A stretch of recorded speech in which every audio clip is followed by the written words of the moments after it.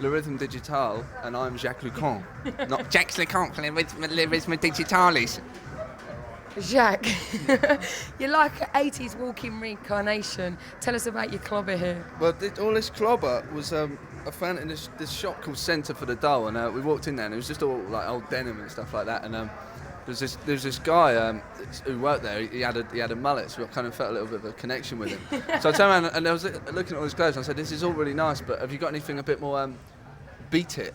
And this guy just like looked round at me, and his face like lit up, and he said, "Go and wait in the changing room." And I waited in there, and he just threw all these clothes on top of me. I was like piled up with clothes and did you buy them all? Yeah, I bought every single bit of it, yeah. Tell us about your music, because you'd rather sort of take a sample from a Phil Collins track than, say, something of the 70s or the present day. Why is that? Well, yeah, I mean, it's just, I got a bit bored of all the modern dance music having has to have a breakbeat from this record, or it has to have there's only sort of certain samples which are acceptable to use, and whereas I thought there's a whole wealth of musical genre, which is the 1980s, where people just weren't taking music from it and stuff like that, and weren't even taking influence from it, and so I just kind of used that as my gold mine. No, yeah, I was only 3 when it began, so I can't really be a revivalist. So all the records that I'm, Squitty Politti, Human League, it's just like the first time around for me. I haven't heard them before, so.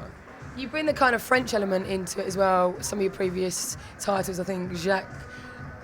Shake Your Body. Yeah, that's the one, Jacques Your Body. I'm going to get that one wrong.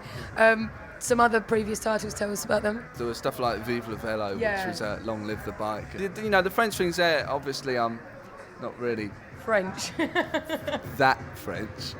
I find quite amusing. I've got a little connection. I was born in France, but that's about it. Your addiction to music kind of began when you was in a mental place. Yeah, well, that's right. I mean, the Mental Institute story is kind of, it's been expanded on a bit, but it basically was true. I was in therapy when I was little, and we did music therapy in the centre, which kind of helped everyone communicate rather than sort of talking and punching each other or anything. You'd try and play. You'd try and play chopsticks with your mate or something like that, and so that's where my kind of first musical grounds began.